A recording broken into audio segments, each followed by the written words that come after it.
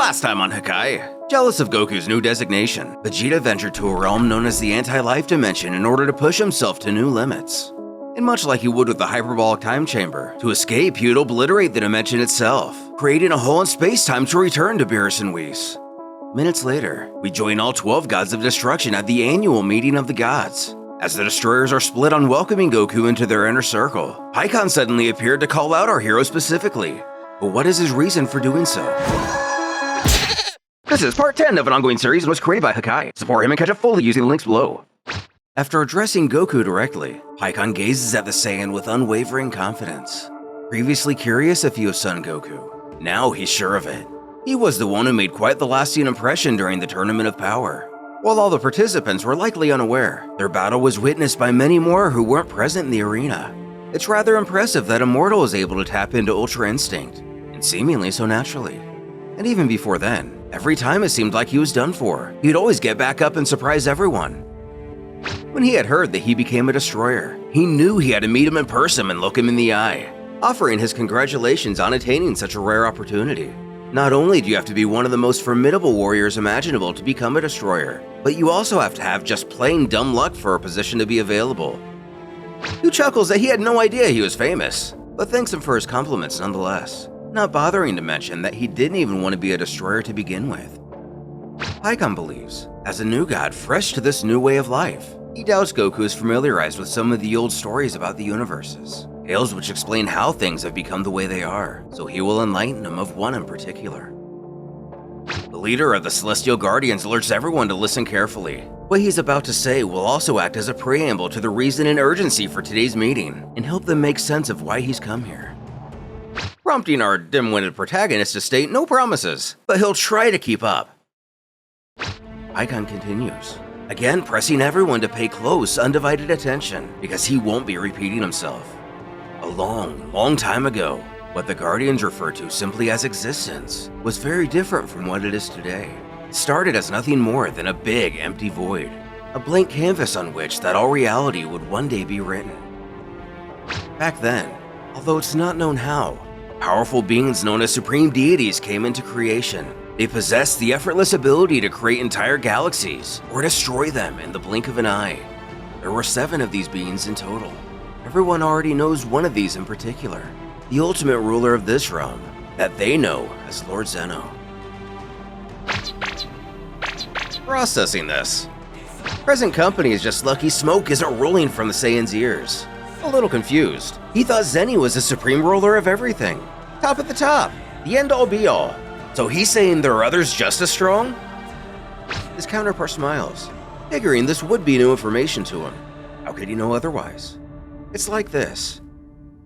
ZENO, in fact, is the god of all, but only in Goku's native realm. The 12 universes that he knows are part of a single realm in itself. This is simply referred to as the ZENO realm. We're met with a presentation of the order of how things work here. First, there are the 12 universes, the Daishinkan, and ZENO, whose assistants are somewhere between the last two.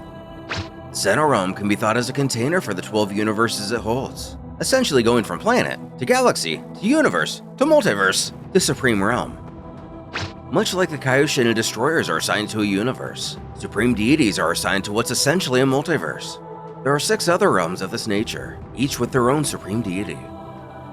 In Goku terms, the 12 universes are part of one bigger thing.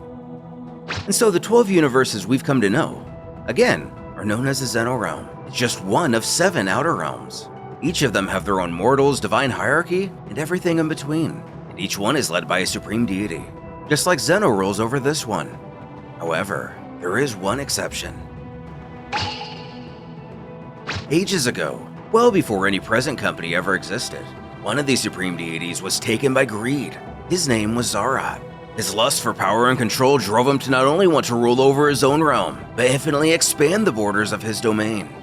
At the time, believe it or not by what they've come to know, the ZENO realm was the weakest of them all, so Zarat and his army attacked there first. He deployed wave after wave of soldiers to slowly chip away at ZENO's defenses. Making a fair argument, Goku points out that if ZENO can erase anything, surely this Zarat guy didn't stand a chance. But it's not that simple. ZENO's absolute power of erasing things only works here, in his own realm. but he simply can't do it with objects and beings from other realms, especially with other supreme deities. ZENO is indeed powerful, but only in his own domain. Also, his biggest downside is that he doesn't have any fighting abilities, so he was extremely vulnerable to Zara, who had unimaginable skills. In a fair one-on-one fight, there's no way the childlike Omni King would have ever stood a chance. There was a fierce war, but with the aid of the other realms, perhaps seeing the violence in store for them, Zenos was able to repel the attack from their aggressor. In the end, Zara was sealed away for all of eternity, and its divine powers were divided into 5 powerful beings. These beings, called the primordial beasts. Each one of them has powers far greater than gods of destruction. They're hidden in the various universes of the ZENO realm, which naturally gets our newest destroyer as giddy as ever. This means there are other universes full of beings more powerful than angels or even little Zeni.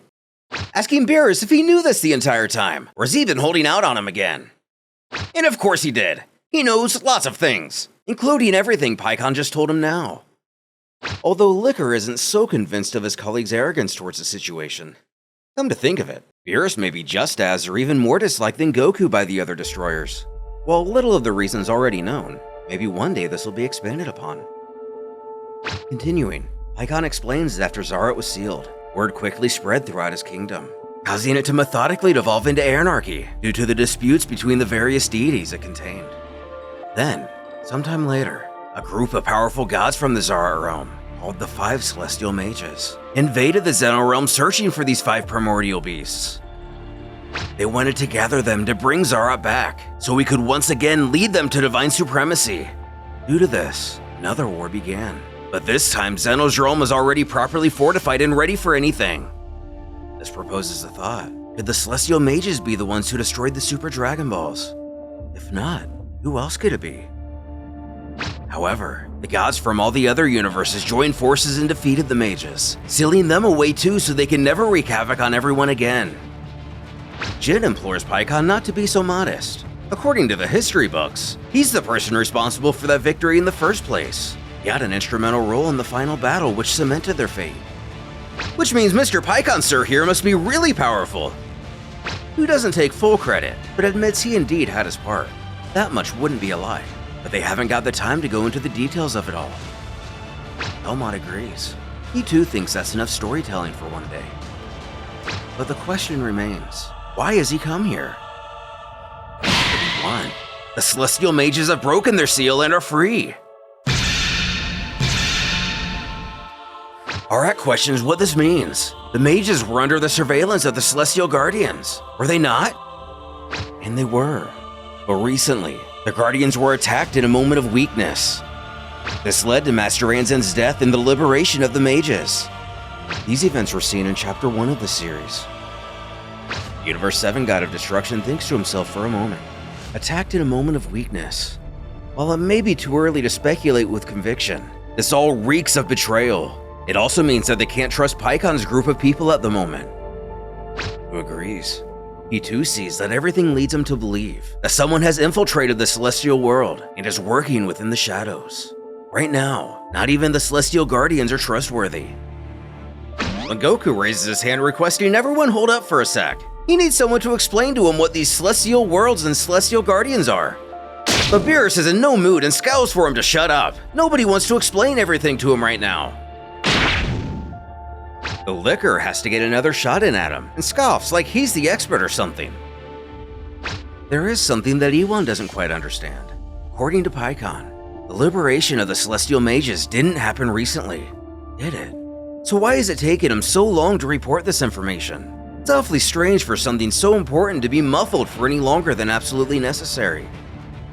Truth is, after the Mages ran away, they didn't know exactly where they went. They didn't want to scare all the other realms without any proof.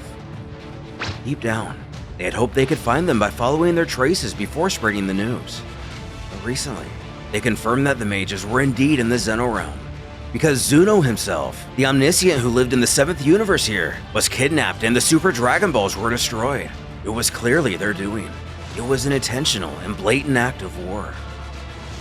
But Telechides, what an idiot Beerus must be! How could he let this happen right under his nose? but he sheepishly argues how could he have known? A universe is pretty big, you know. Goku theorizes that there are Dragon Balls in his universe too. Maybe that guy went there and he himself didn't notice. Growing stern at the tone of the situation, Pikkon states that they don't have time to talk about who is to blame. There are many factors that went into play for everything to have gotten where it's at. The only thing that's certain is that they need to act quick, demanding everyone to give their full attention. He tells now that the Celestial Mages have Zeno's knowledge. They can easily find the Primordial Beast cocoons. It doesn't need to be said what will ensue once they manage to accomplish this task. They simply can't allow this to happen. 2 of the beasts are in the 7th universe, 1 in the 8th, 1 in the 11th, and 1 in the 6th.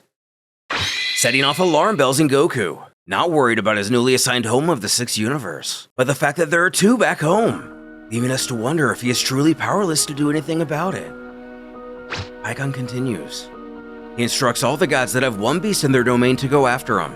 They should be able to handle their individual situations on their own, or at least he hopes they'll be able to. Pelez brings up a good point. What about those who don't have a beast in their universe? Are they to just sit on their hands and wait for whatever travesty may befall them? Or should they assist their destroyer colleagues in their task to fetch these hidden cocoons? And pretty much the first one. The de facto leader recommends that they return to their universes and get ready for anything. As soon the Celestial Mages will become aware that they've been found out, they will undoubtedly change their strategy to try to compensate for the resistance. The Angels are currently in a meeting with the Grand Priest to inform them of everything. If the situation is deemed severe enough, they too may interfere. Which also finally reveals to us why Vados and Whis were summoned, and by who. Since all the universes are currently weakened by the absence of both their Angels and Destroyers, it's important that they all return to their assigned realms. Beerus agrees, stating for everyone to get going and do what they have to do. Pikkon offers one final, quick warning for those who are going after the Primordial Beasts. There's a chance of they themselves becoming the target of the Celestial Mages, so be ready for a really tough fight. Just what our hero wanted to hear. With the meeting of the gods ending nearly as soon as it began, what challenges await Goku with this newest conflict? If he's able to capture the cocoon of the primordial beast of his Universe 6, will he be allowed to travel home in an attempt to assist Beerus? Also, will Frieza and Cooler try to join up with the mages to achieve a common goal? Or, after the Tournament of Power, is the Galactic Emperor done making friends? Since today was a bit of a short video, there's a note from the author I wanted to read for you guys to clear some things up. Hey Hakai-shins! How are you? First of all, I would like to thank all of you who follow and support the work of Dragon Ball Hakai. This fan story is made with a lot of dedication from one fan to another, but ended up getting a lot of questions from commenters about the non-canonical characters of the franchise, the ones that are being reused in Dragon Ball Hakai, like Cooler for example. Dragon Ball Hakai, as it is a story made by passionate fans of the franchise, decided to reintroduce existing characters in the Dragon Ball zeitgeist, but which are not canonical, instead giving them a new story altogether. They are remade characters, just like Broly was remade and reintroduced in Dragon Ball Super with a new story. So to clarify, these non-canon characters from the Dragon Ball franchise that appeared in Dragon Ball Hakai, like Cooler, Pikkon, and others, received a new story created especially for them to participate in the series. That is, what has been seen about them in the past is not being considered, or is only being partially considered, such as Cooler's augmented form. I hope this information cleared things up for you. To the next!